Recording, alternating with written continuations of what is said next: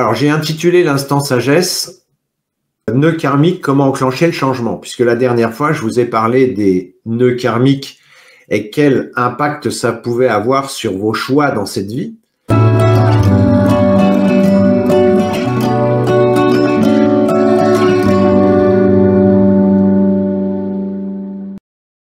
Mais je vous ai dit, OK, il y a des branches qui sont plus intéressantes que d'autres. Et je vous avais parlé de cette branche, je vais prendre peut-être de la couleur. Voilà, je vous avais parlé de cette branche ici où la personne était dans une logique d'évitement par rapport à un certain nombre d'événements. Par exemple, elle a un nœud karmique, elle s'est, je sais pas, elle a été martyrisée par son mari dans une vie antérieure. Bah, elle se dit dans la vie présente, je vais éviter les hommes. Et hop, comme ça, pas d'homme, pas de problème. Sauf que, elle résout pas son nœud karmique puisqu'elle y retourne pas. Alors l'idée, c'est pas de retourner avec quelqu'un avec qui elle s'entend pas. L'idée, c'est de comprendre le pourquoi et de rencontrer quelqu'un avec qui ça puisse fonctionner. Et donc, je vous avais parlé de ce chemin optimal, ouais, pour la résolution, c'est-à-dire que, j'ai eu une relation qui n'était pas très satisfaisante dans une vie passée. OK. Donc, confrontation, je vais retenter le couple dans cette vie. Éventuellement, je retombe sur quelqu'un qui est pas très sympa comme dans la vie passée. Je vais comprendre pourquoi. Je vais faire un travail intérieur, c'est ce que j'appelle la transformation. Et ensuite, action-création, je me sépare et je trouve quelqu'un avec qui je vais bien m'entendre. Et là, on fait d'une pierre deux coups, c'est-à-dire qu'on est content dans sa propre vie. Et ensuite, on a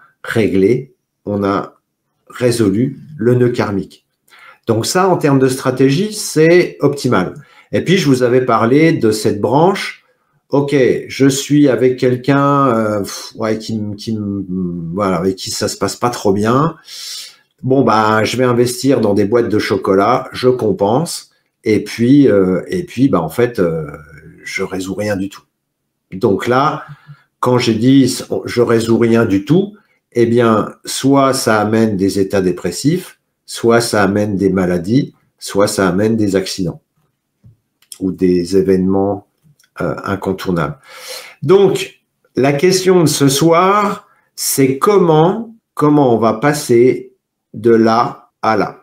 Comment je change de branche? Philippe Guillemont dirait comment je change de ligne de temps. Vous voyez que là, en fait, on a ici l'évitement, et puis on a la stagnation, et surtout ici, on a une situation qui n'est pas satisfaisante. Donc la première chose à faire déjà, c'est de se poser la question, est-ce que je suis heureux dans ma vie? De toute façon, si vous êtes dépressif, on peut supposer, dépressif ou dépressive, on peut supposer que non. Si vous êtes malade, on peut supposer qu'il y a des trucs qui tournent pas rond. Et si vous êtes confronté à des événements désagréables, on peut considérer que non.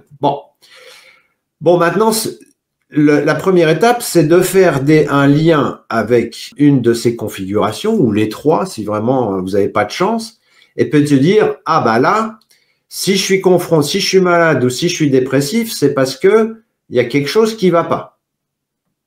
Et donc, c'est de relier ces événements ici à, si vous voulez, au fait d'avoir fait un mauvais choix ou d'avoir pas pris d'avoir fait un choix quant à l'itinéraire, à savoir celui de l'évitement.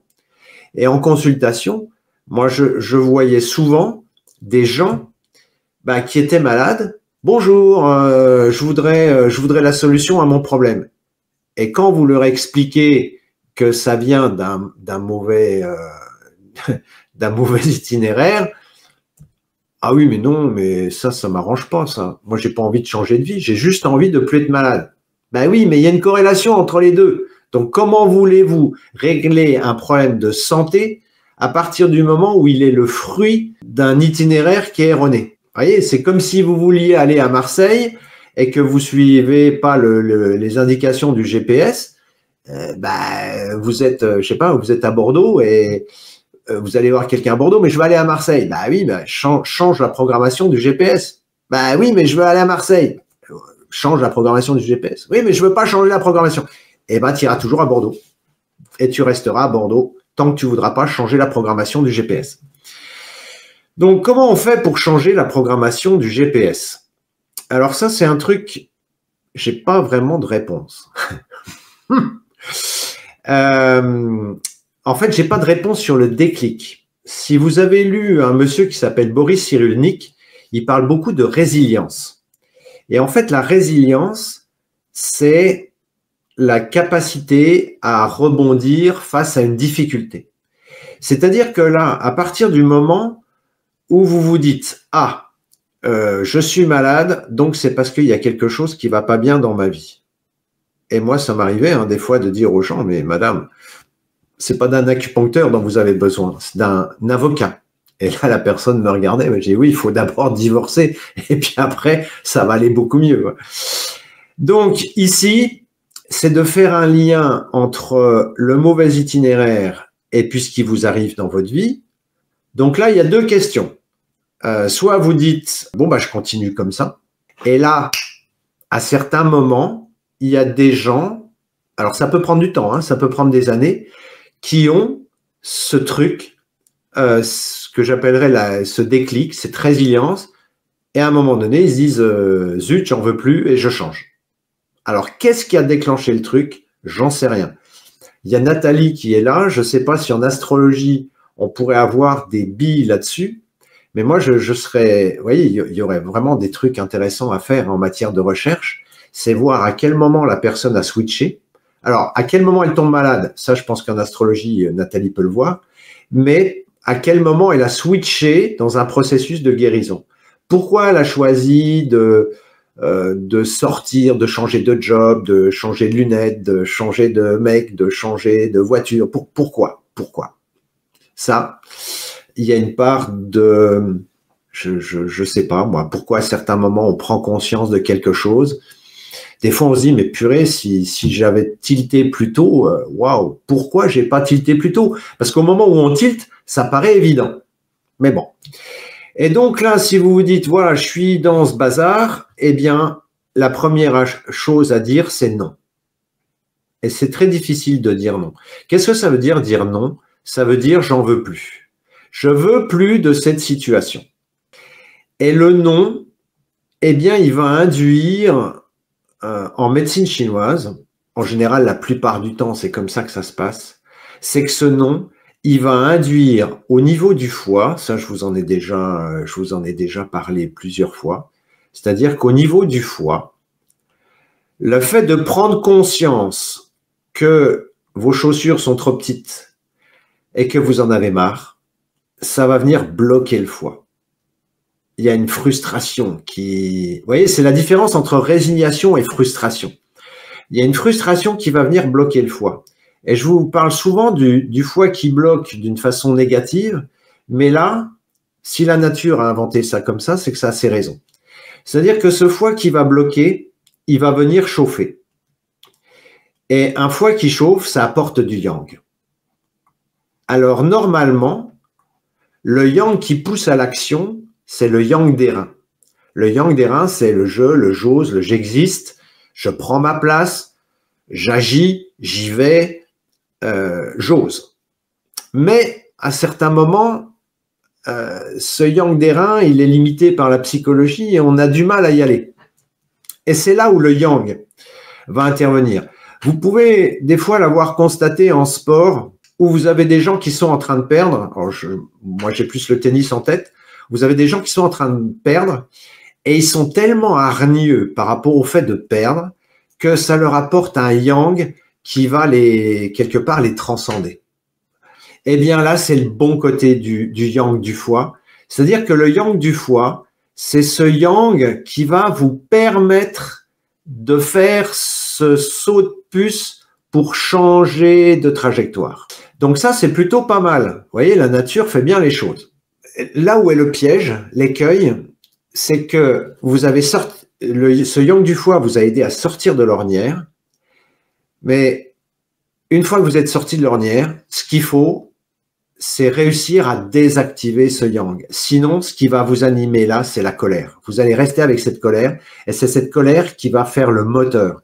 Une fois que vous avez réussi à sortir de l'ornière et à changer de trajectoire, là, idéalement, il faut faire un stage de zénitude. Vous désactivez ce yang du foie pour qu'après, ça soit le yang des reins, c'est-à-dire l'envie de créer votre vie, de créer votre futur qui soit moteur et non pas la colère.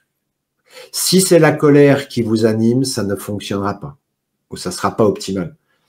Pour que ça soit optimal, il faut vraiment que ça soit le yang des reins.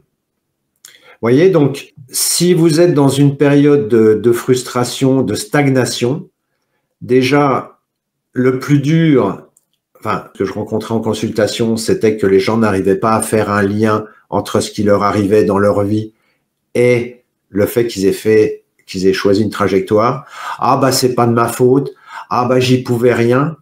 Ben, à travers les autres vidéos, je vous ai montré qu'on est créateur de sa réalité, qu'on est créateur de son futur. Donc, ce qui nous arrive, c'est nous qui l'avons créé, le bon comme le moins bon. Donc, si vous avez réussi à créer du bon, vous devez réussir à comprendre que le moins bon, c'est vous qui l'avez créé aussi. Et à partir de ce moment-là, on active le non et on prend conscience de combien on est dans ce, vous savez, dans cette boîte.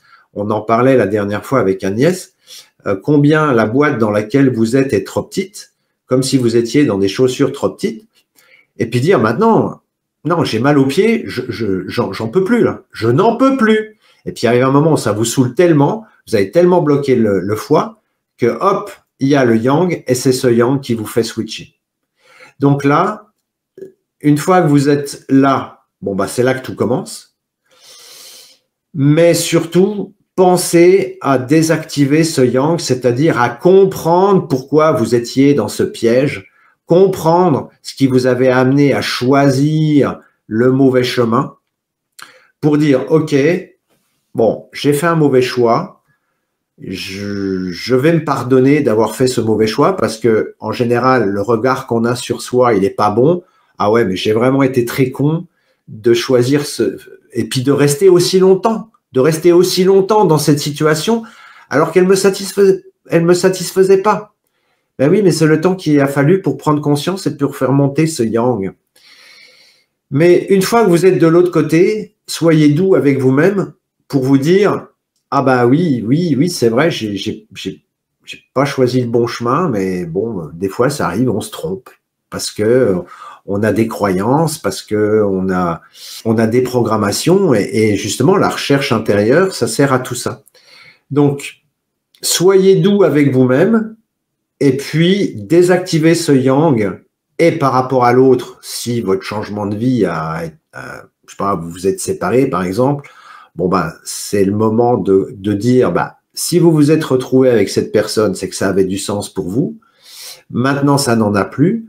Vous en êtes sorti, donc remerciez le cosmos d'avoir rencontré cette personne puisque c'était un émissaire du cosmos qui devait être sur votre chemin pour vous faire comprendre des choses.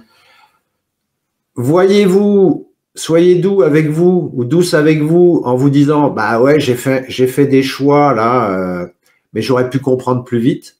Bah ouais, mais bon, voilà, c'est comme ça. Et là, ça vous permet de désactiver le yang du foie. Et une fois que vous avez désactivé le yang du foie qui est la colère, hein, l'écueil, ça serait par exemple, vous vous êtes séparés et puis de rester en colère par rapport à votre ex. C'est vous qui avez fait le choix, c'est vous qui avez décidé de le rencontrer, c'est vous qui avez décidé de rester aussi longtemps avec lui. Donc, vous avez contribué à la situation. Ok, c'était pas forcément les meilleurs choix, mais qui n'a pas fait de mauvais choix dans sa vie?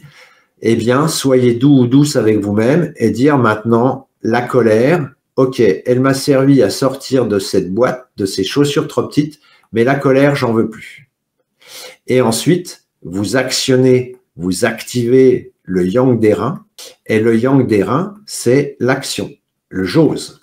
Et là, vous osez créer votre vie. Et c'est là que tout commence. Voilà, il me semblait que la dernière fois, j'étais allé un petit peu vite sur ce dossier-là. Je ne sais pas si ça vous aide, si ça vous éclaire, parce que je vous vois pas. J'en ai encore fait l'expérience chez les Tchèques. Le fait d'avoir les gens en face, ah, qu'est-ce que ça repose. Donc là, je vous vois pas réagir, donc je ne sais pas si ça vous parle ou pas. Ce sur quoi je voulais insister, c'est sur le fait impérativement de relier tout ce qui vous arrive dans votre vie. Si vous cumulez les maladies, si vous cumulez les états d'âme négatifs, si vous cumulez tiens, un jour c'est ma voiture qui tombe en panne, le lendemain c'est mon ordinateur, le surlendemain c'est, je sais pas, c'est le toit qui, une fuite au niveau du toit ou je sais pas quoi, à chaque fois il y a une merde, c'est que, bon, il y a un truc qui va pas, il va falloir faire des mises à jour. Mais ce qu'il faut bien comprendre, c'est qu'il y a un lien entre ce qui vous arrive et le chemin que vous avez emprunté. Si vous avez déjà compris ça ce soir, waouh, ça c'est super important. Et c'est vraiment en consultation, quand les gens commencent à switcher là-dessus, ça y est, le processus il s'enclenche parce que là, ça y est, ils disent maintenant, j'ai créé ma vie d'une certaine façon, j'ai fait certains choix et maintenant je peux en faire d'autres. Alors le système de défense de type Maso, on en a parlé, bah c'est pas de ma faute, j'y étais pour rien, j'ai été obligé ou j'avais pas les moyens ou machin. Si, on a toujours les moyens parce que l'univers nous envoie toujours ce qu'il faut à partir du moment où c'est bon pour nous. Après, il faut juste penser à le solliciter et puis à avoir le bon état d'esprit et la bonne motivation en disant maintenant, je veux aller sur le chemin de la guérison spirituelle. Une fois que vous avez switché, pensez à désactiver la colère, pensez à avoir une image, je dirais pas positive de vous, mais si c'est un peu ça, c'est-à-dire, bah oui, vous avez fait le mauvais choix, vous avez pris le mauvais chemin à un moment donné, vous avez l'impression d'avoir merdé, bon bah tant pis, on tourne la page et puis on passe à autre chose. Parce que la colère, c'est ce qui va vous ralentir dans votre processus de création et c'est ce qui va vous laisser connecter à l'ancienne vie. Si vous êtes en colère envers quelqu'un, par exemple, eh bien, c'est ce qui va faire que vous allez rester connecté à cette personne. Et donc, vous alimentez la relation là où vous l'avez peut-être alimenté avec de l'amour. Le fait de l'alimenter avec de la colère, de toute façon, ça change rien, vous êtes toujours relié à la personne. Et l'objectif, c'est de sortir de ce truc-là.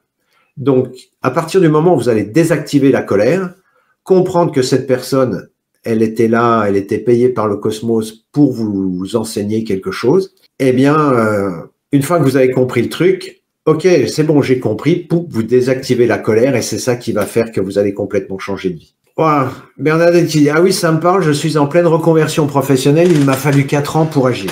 Ouais, ça peut être pro, ça peut être un chef de service qui vous casse les pieds, ça peut être une situation qui est pas satisfaisante, ça peut être, voilà.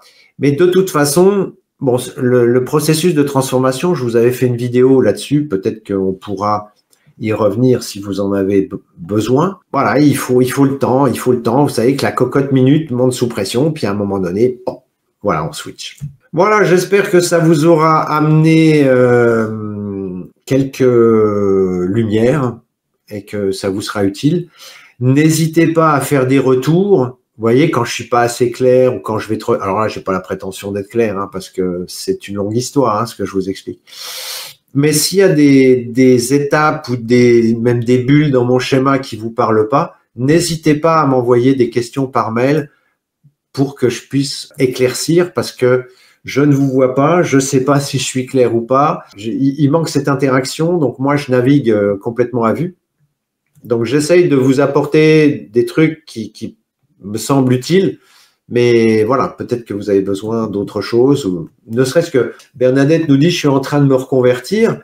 Bah oui, mais où est-ce qu'elle en est dans le schéma? Et puis dans le processus de transformation. Là, il y a toute une procédure à mettre en place dont je vous ai parlé par rapport au fait de créer son futur. Il y a la foi dont je vous ai pas parlé. Enfin, il y a plein de choses, il y a plein de conditions. Hein. J'ai mis 3 bulles, action, création. Ouais. Et sur le principe, on est d'accord. Mais après, à mettre en œuvre, parfois, on peut avoir besoin de quelques infos. Alors, ça, en vous faisant accompagner, ou j'ai du mal, par quelqu'un. Mais bon, là, vous voyez, ça peut être l'occasion, si c'est pas trop intime, de dire, tiens, là, tel bulle, j'ai pas compris, ou là, je bug sur tel truc.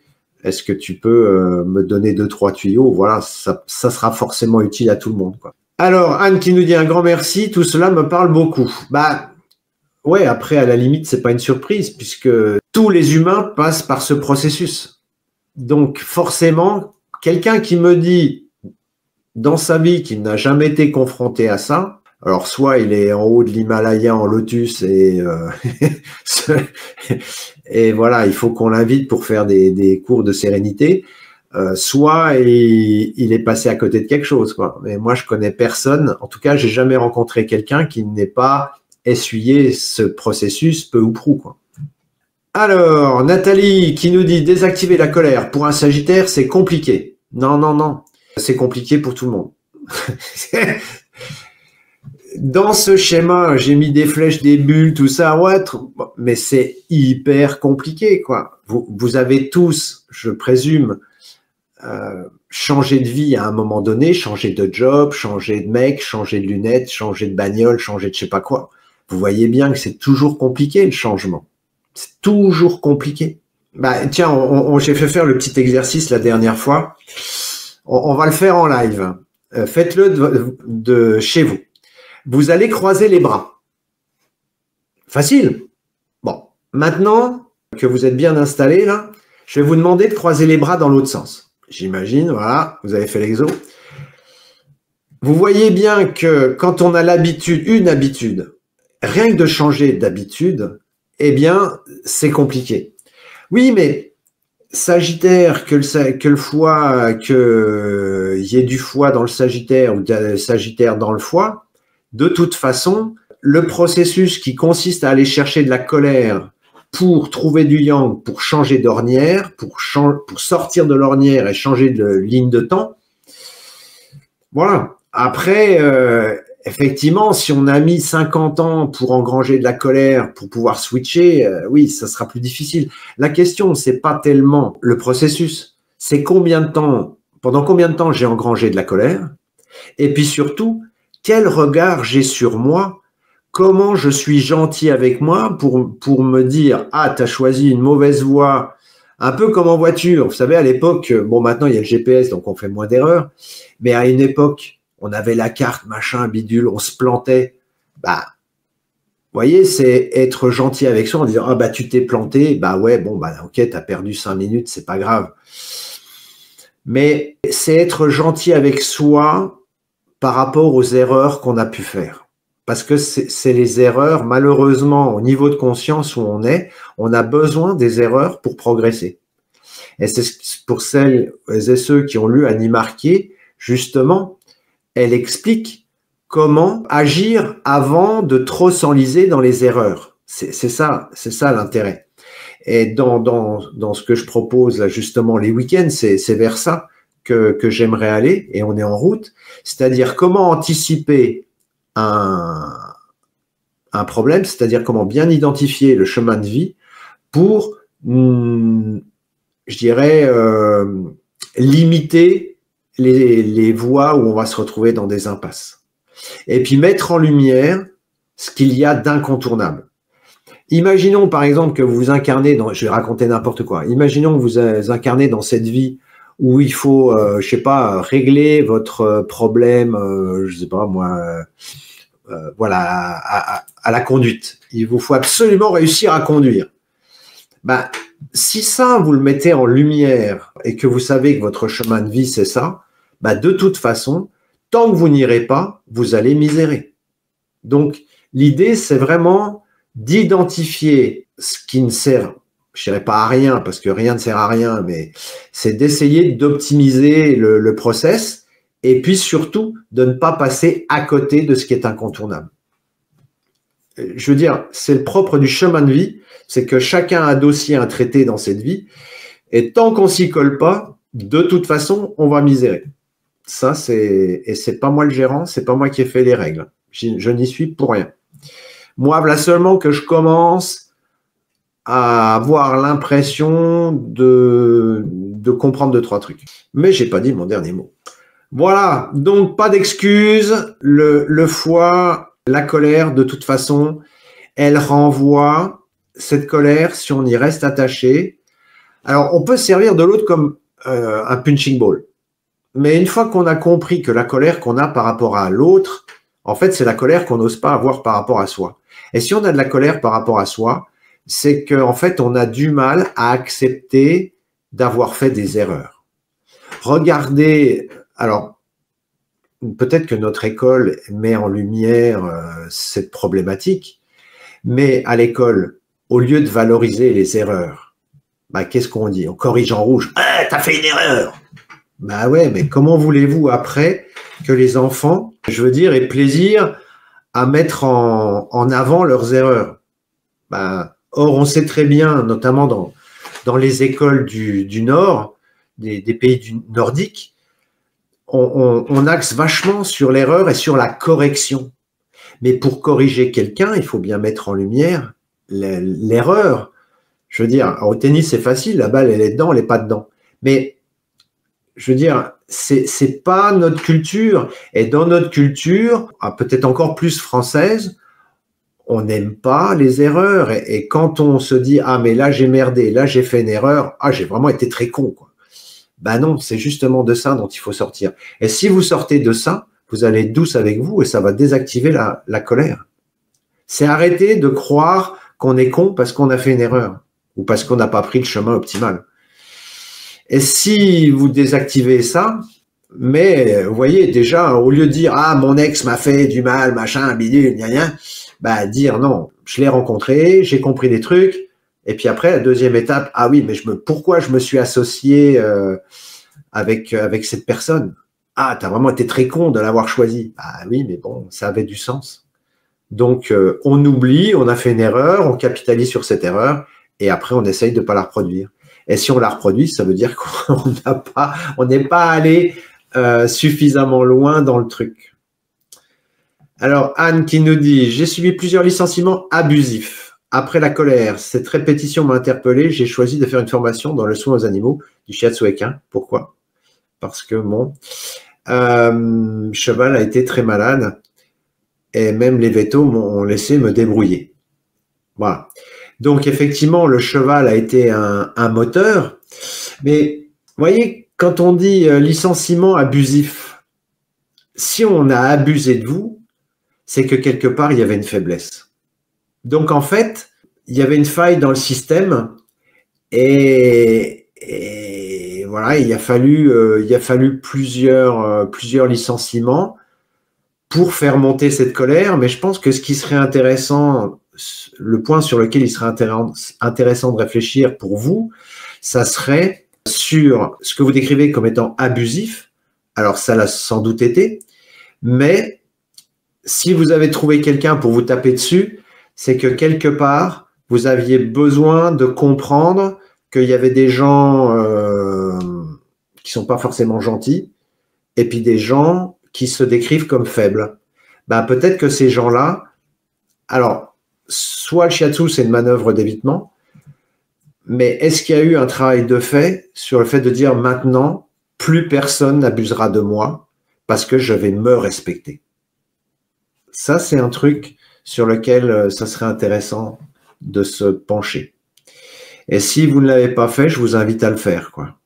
Parce que sinon, bah, vous allez en shiatsu, vous allez tomber sur des animaux qui vont avoir le dessus sur vous, ou vous allez rencontrer des propriétaires qui vont vous dire « Ah, mais vous avez vu ce que vous avez fait, ça marche pas, c'est pas bien, machin. » Vous voyez, si la faille dans le système n'est pas résolue, vous allez rencontrer des gens qui vont encore vous pilonner sur ce yang d'airain qui n'est pas suffisamment manifesté. Voilà. Alors, l'introspection reprend les points qui m'ont amené au burn-out. Ouais, justement, mais l'idée, c'est de ne pas aller jusqu'au burn-out. C'est d'agir avant. Et ce que j'essaye de vous... Ah oui, il y a un message avant. Certaines personnes y arrivent seules, mais je me fais accompagner par une coach stress, burn-out, méthodologie adulte et étudiant et docteur en sciences. Pour l'instant, on est dans l'introspection. Ouais.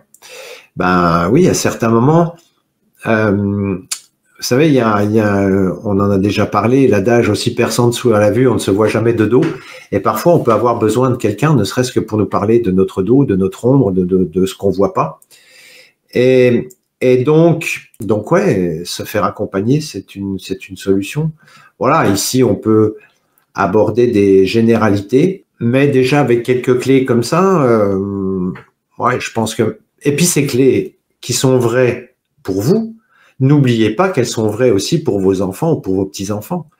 Et ça, c'est des trucs, c'est le genre de choses dont j'ai beaucoup parlé avec mon fils. Ça a mis du temps, ça a été parfois un peu rugueux, mais encore l'autre jour, il m'envoie un message et puis, ah ouais, merci papa, quoi. Merci papa de m'avoir donné la clé.